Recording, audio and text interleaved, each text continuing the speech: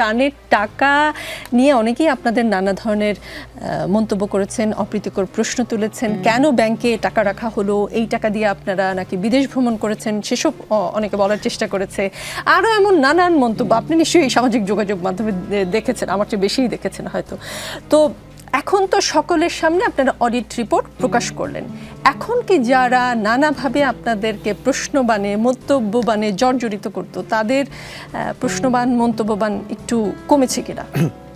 দেখেন, প্রশ্ন যারা করছে, প্রশ্ন যারা করবে, তারা প্রশ্ন করতেই থাকবে, অর্থাৎ ইরেসপেক্টিভ অফ লজিক অর ইললজিক তারা প্রশ্ন করতেই থাকবে আমাদেরকে। আপনি দেখেন ত্রাণের যে বিষয়টি হয়েছে, আমরা এখানে দেখেছি যারা টক শোতে অনেক ভালো কথা বলেন, অনেক সুন্দর করে কথা বলেন, এবং যারা আমাদের ন্যারেটিভ প্রতিষ্ঠা করতে ভালো ভূমিকা পালন করে, তাদের ক্ষেত্রেই আমরা এখানে দায়িত্বশীল আচরণ আমরা দেখিনি।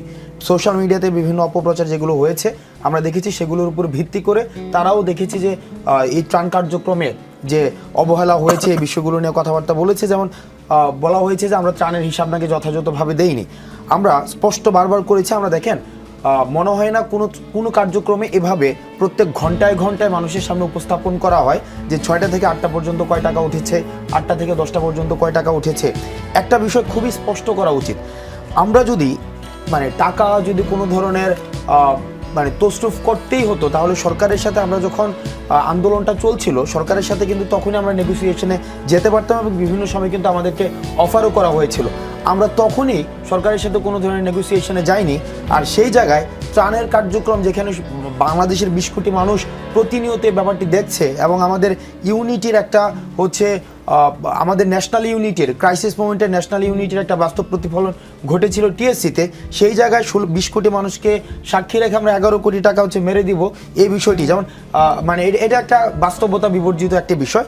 যেমন ত্রাণের বিষয়ে বলা হয়েছিল যে আমি ত্রাণের টাকা নিয়ে সুইজারল্যান্ডে ঘুরতে গিয়েছি, বরং এই ছবিটি ছিল 2020 সালের। 2020 সালে আমি নিজের অর্থে আমার নিজের টাকায় এবং সোশ্যাল মিডিয়াতে বা বিভিন্ন জায়গায় আমাকে উপস্থাপন করা হয় এমনভাবে যে একদম টাকা পয়সা নাই, গরিব মানুষ, একদম একটা টি শার্ট পরে হয়। তো সেই জায়গায় কি আমরা এখানে যারা যারা আন্দোলন করতে এসেছি, আমাদের প্রত্যেকেরই নিজস্ব একটি অবস্থান রয়েছে, এবং বিষয়টি এমন না আমাদের নিজস্ব পরিবার রয়েছে, আমাদের নিজস্ব ইনকাম সোর্স রয়েছে। আমার ব্যক্তিগত জায়গায় একটা ইনকাম সোর্স রয়েছে, এবং ইনকাম সোর্স থেকে বাংলাদেশে ভালোভাবে বেঁচে থাকার জন্য যে পরিমাণ ইনকাম প্রয়োজন, এবং একটা ফ্যামিলি চালানো, নিজে বিজনেস করা, যেই পরিমাণ একদম বলা যায় first class citizen life lead করার মতো যে পরিমাণ ইনকাম প্রয়োজন, সেই পরিমাণ ইনকাম আমি নিজেই করতে পারি।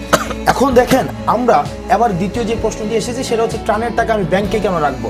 আমাদের টোটাল ত্রাণ 11 কোটি 61 লক্ষ টাকার মতো আমাদের ত্রাণ সংগ্রহ হয়েছে, টাকা সংগ্রহ হয়েছে। এখন দেখেন এই টাকা আমি কার কাছে রাখবো, আমার নিজের কাছে না সার্জিসের কাছে নাকি নাহিদের কাছে? এখন ব্যক্তিগত জায়গায় যদি আমি টাকাটা রাখতাম, তখনই সেই জায়গায় প্রশ্ন হতো ত্রাণকে দিয়ে টাকাকে দিয়েছে ব্যক্তিগত জায়গায় রাখার জন্য। এই জায়গায় আমরা একটি সমন্বিত ফান্ড করেছি, ঢাকা বিশ্ববিদ্যালয়ের একজন শিক্ষক এবং 2জন শিক্ষার্থী প্রতিনিধি নিয়ে আমরা একটি সমন্বিত একটি অ্যাকাউন্ট করে সেইখানে আমরা টাকাটি রেখেছি, যাতে করে। আর আরেকটা বিষয় কি, আপনার যে কোনো দুর্যোগের 3টি পর্যায় থাকে, দুর্যোগ পূর্ববর্তী, দুর্যোগকালীন এবং দুর্যোগ পরবর্তী। এবং আমরা জানি দুর্যোগ পরবর্তী যে স্তরটি রয়েছে সেটি সবচেয়ে বেশি ব্যয়বহুল। এখন আমরা যদি পুরো টাকাটাই শুধু চিরামুড়ি কিনে ব্যয় করে ফেলতাম, সেখানে দুর্যোগ পরবর্তী যেই ইনফ্রাস্ট্রাকচারাল ডেভেলপমেন্ট, সেখানে কিন্তু আমাদের দেখা যেত সবচেয়ে বেশি যেখানে খরচ হয়, আমাদের সেটা অ্যাসেস করার জন্য আমাদের টাইম নিতে হয়েছে। আর বৈষম্য বিরোধী ছাত্র আন্দোলন যেহেতু একটি নতুন প্ল্যাটফর্ম, আমাদের সেই পরিমাণ লজিস্টিক সাপোর্টও নেই। সেজন্য আমরা বইটা একটা এক্সপার্ট টিমের সাথে বসেছি, এবং আমরা দেখেছি যদি আমরা ব্যক্তি উদ্যোগে সেখানে বিভিন্ন জায়গায় টাকাটা ডিস্ট্রিবিউট করতে যাই, সেটা একটা প্রবলেমের মধ্যে পড়বে যে কাকে কয় টাকা দেওয়া হবে, ফিল্ড